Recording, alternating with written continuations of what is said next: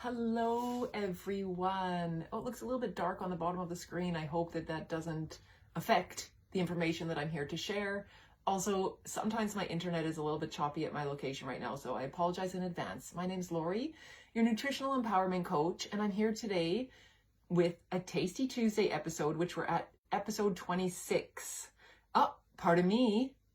That's false. 27, episode 27. And episode 27 is coming to you today from Canada. So let me know if you're here. Say hi. Let me know where you're viewing from. I'd love to get that information and just feel the energy from around the world, because I know there's people here from all around the world in our group. So welcome, welcome. Thank you for taking the time to watch this. Today's topic is making changes in your kitchen to achieve your cancer-free status. So really, we're going to think, we have three top tips, three questions actually that I'm going to give to you later for moving towards that cancer-free status, and also having an opportunity. I have a super amazing top tip at the end. Hi Dee. So my phone's a little bit far away from me here today, but I can see the comments a little bit, and you're coming in from Washington, Seattle, Washington. Nice, wonderful. Welcome for being here. And hi Sonia, I see is here also. Definitely type in hashtag live if you're watching this live. If you're watching on a replay, please do type in hashtag replay. I'd love to come back and check any comments. If you're not clear on anything, or if you have any information to share, you can just type it in the comments. So today's topic, making changes in your kitchen and essentially your life to help you move towards that cancer-free status. So the energy, there's a couple like back pieces that I just want to share with you first. So like the energy of your kitchen, the energy of your home, the energy of your life and your body, all these it's like the overall aspect of it, we kind of refer to it actually as feng shui. And this is coming out of China as well, right? As I work with specifically traditional Chinese medicine, the wisdom of that in a whole food, plant-based approach. So when we also think about the feng shui or the energy that's around us, it can be thinking about it in kind of like simple terms. If you come into your house, is it cluttered? Is it dirty? Do you see lots of stuff in the way? Is there a pile of shoes?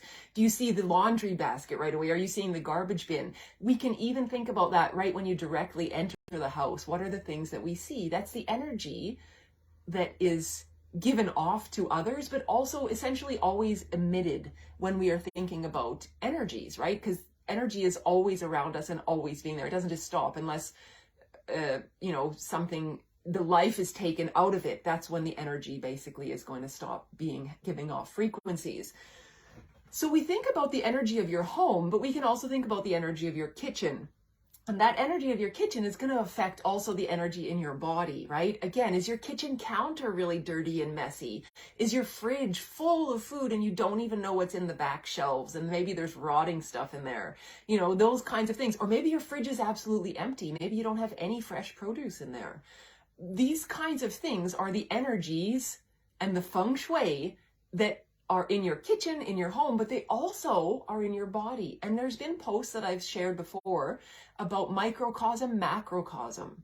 So it's the same concept. It's just speaking about it on different levels. When we have the outside world, that could be our home environment, but also that inside world, this temple, this body, right? So the outside, is it really chaotic and messy and dirty? Like I say, what's the energy in your house? How do you see things? Is there clothes thrown everywhere? Is there spider webs dirty? Or is it clean and neat?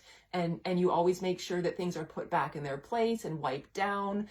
That's reflective of the energy that's in our body. Although we can have a clean house and have issues in our body, it's not 100% like the clean house and a clean body, but definitely there is a synchronicity there, and we can align these energies. And that's where when we start to make these changes through the wisdom of traditional Chinese medicine in a whole food, plant-based approach, it's not only the nutritional information that I give you. It's not only the information of what foods to eat. Absolutely, that's like the huge part of being a nutritional empowerment coach. Of course, I'm going to provide you with all that information. But we look deeper, because all of these things around us, that macrocosm, is affecting what's going on here. So we have to start to think about making changes on many different levels. But that's where we take that step-by-step approach. Because when we're getting our diagnosis, when you get this information and you think, oh my God, I'm overwhelmed. And now Lori, the nutritional empowerment coach, is telling me even my house is messy and I don't know what to do in that space. It can be really overwhelming. So I'm here to help you, to hold your hand, to be here to guide you with this beautiful information so you can make these empowering changes to help your life and to help you to achieve your cancer-free status. And these changes that I'm here to help guide you through are lifestyle changes, that they are going to be there not only specific while you're achieving your cancer-free status, but you will carry them with you for the rest of your life, because these changes are so profound. This wisdom is so profound. It's thousands of years old. It's beautiful. When you start to implement that, you start to see the changes. And those are changes that we want to be able to have in our life. Healthy changes, healthy improvements, healing, achieving that cancer-free status. And it is available for you. And now I have a couple questions I wanted to ask you. Number one, how picky of an eater are you? That's a question you can answer if you want in the comments. You can put in from 1 to 10. 1 being extremely picky. 10 being you'll eat everything. It doesn't matter. You're willing to try and experiment with all kinds of foods and flavors. Where are you on that scale? And it's just a little self-assessment. There's no need for judgment or shame or guilt. And I'll tell you a little background about myself. When I was growing up as a child and into adulthood, I was at the level of probably I will say extremely picky. I would give myself probably about a 1.5 out of 10 as a child. I was extremely picky, and I was not even allowing different foods to touch on my plate. It was like potatoes cannot touch the cucumbers can't touch the portion over here, whatever. It didn't matter. These foods had to be separated, and if they were touching, I wouldn't eat them. Even in that case, there were still foods that I wouldn't even put on my plate because I didn't like them. I was extremely picky eater. And I know for me, that was because I also had access to a lot of junk food, and the processed flavors that we get when we eat junk food often alter our taste buds and shift what we perceive as good or bad, because when we start to eat those chemically induced or chemically derived flavors on a regular basis, we get accustomed to them, the high sodium, the high sugar, just all kinds of different flavors in there. And we start to want that flavor. And of course, then when you eat a piece of broccoli, you can never get anywhere near that flavor base. So it feels often disgusting, and the texture, all those kinds of things we don't like about the natural food, right? So first of all, I encourage you to just do a check-in. How picky of an eater are you? And like I say, I was at I said 1.5 earlier, but you could say even 1, same difference really. I don't know why I gave myself that extra 5 point, or half a point, because it doesn't really even count much. I was an extremely picky eater, and the way that I made changes was really growing up and realizing that I needed to try different things. And I had moved to Japan, and I remember telling myself, I'm only going to be able to eat white rice because I don't like fish and I don't like seaweed and I don't like any of these other things. So I'll survive off of white rice, which in a nutritional perspective now, it's like that has no nutritional benefit whatsoever. So what a horrible thing to be thinking of. Of course, that didn't last very long. I did have to try other things, and that's how I slowly started to grow and increase my range of taste preferences. It was really just through experimenting. So question number 2 that I wanted to ask you is, what is the list of foods that you don't like? Now, you can, of course, comment on here as the live is going, but also comment on here after, if you're watching on a replay, or even just come back and comment, or just make the list for yourself. You're also welcome to send me the list if you want as well, if it makes you feel good. Just list down all the foods and things that you don't like to eat. And think about also, is it the texture that you don't like? Is it the taste? Maybe it's some kind of also like childhood potential trauma that you don't like it. Like maybe your mom forced you, or your grandma forced you to eat beans and you just hated it, and now you can't stand them because there's just this like such a block, for example, right? So just when we start to kind of uncover or take off the layers of the onion. Maybe you don't like onions. I know lots of people that don't like onions, and I also didn't like them as a kid. I could only eat them cooked, and even that was like, ugh. But raw, never. Now I've slowly started to incorporate raw onion in fresh salads, for example. It's an amazing prebiotic. Have you ever heard of prebiotics before? Prebiotics are eaten to feed the probiotics that we often hear about. Everybody heard about probiotics. You can get them in pill form or sachet form. Probiotics fight good bacteria. Amazing for us.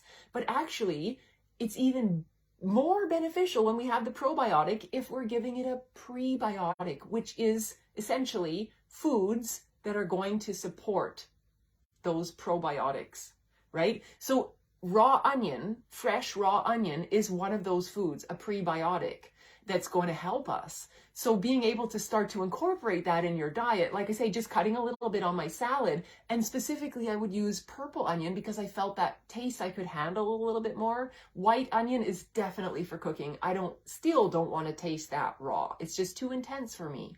But I have started to eat, as I said, already this is a couple years that I've been working on different foods, incorporating and integrating them into my life. Raw onion has been something, purple raw onion has been something that has been incorporated now for a couple years, and now I love it. I'm not saying I'm just going to go take a bite of a purple onion, but it's important that I do have that food group in my life because I know the importance of having diversity. So definitely, again, bringing that awareness, taking the layers off. Are you a really picky eater? What are the foods you don't like, and what is it that you don't like about them? The crunch, the taste, the texture. Is it slimy? I used to hate mushrooms also. The thought of eating fungus just disgusted me. And the fact that it was kind of almost sometimes slimy in my mouth, couldn't stand it. Now I eat mushrooms. It takes time, and that's the process. But we want to move you in that process faster through those things so we can get you eating the foods that are going to help your body to achieve that cancer-free status.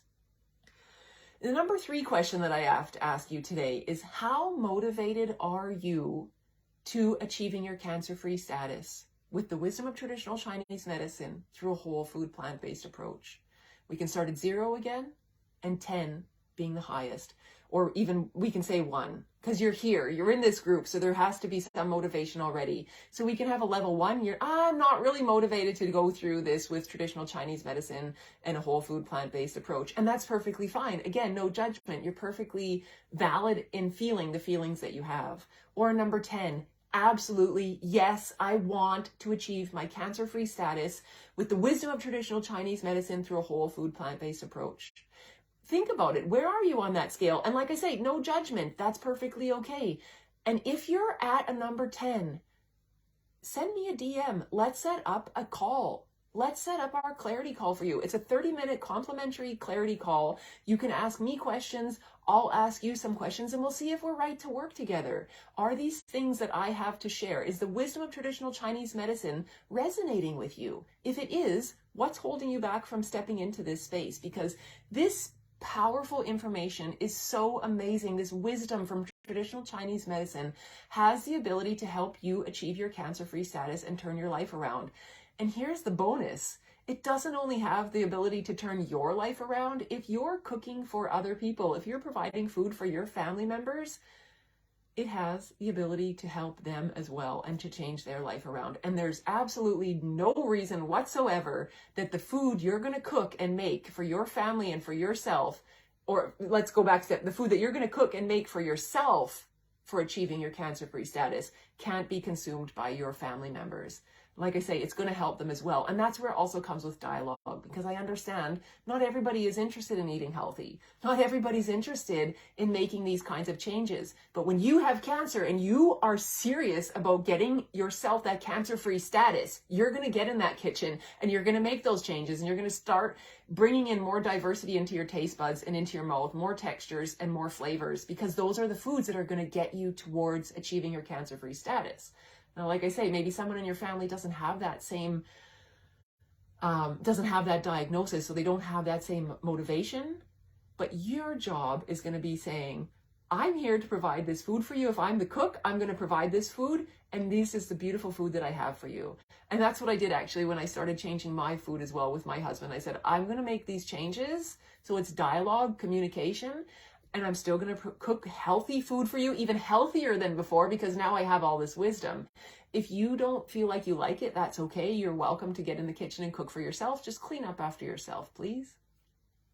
That's what I shared with my husband. And basically he's always eating my food with me and eating, and he is getting healthier as well. Absolutely. Of course, when he has a choice to go to barbecues, to do the things he wants, to eat out, and he does sometimes, and there's no shame and there's no guilt there because he has the right to make the choices that he wants.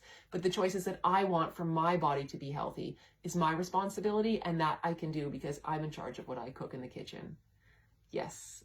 Thank you so much for taking the time to be here today. I have one more amazing top tip for you.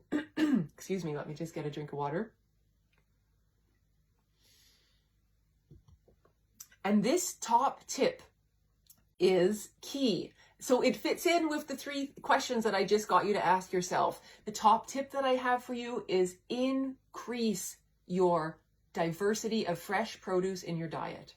And that sounds so simple, but so many people are missing it. And if you are willing to increase the diversity of fresh produce in your diet, you are absolutely on the right step, the right direction to achieving your cancer-free status. When you go into the supermarket, don't even look at all those other shelves with all those products that are in boxes and in cans. Go to the fresh produce section. That is where your medicine is. If you have access to a farmer's market or a fresh market in your area or a wet market, whatever word you call it, these fresh, beautiful vegetable markets that are available for us, if you have access to that, get your butt over there and start doing shopping there. And always, now here's the next step, organic. We want to have organic. If you have access to it, okay? These are going to be the things that help you.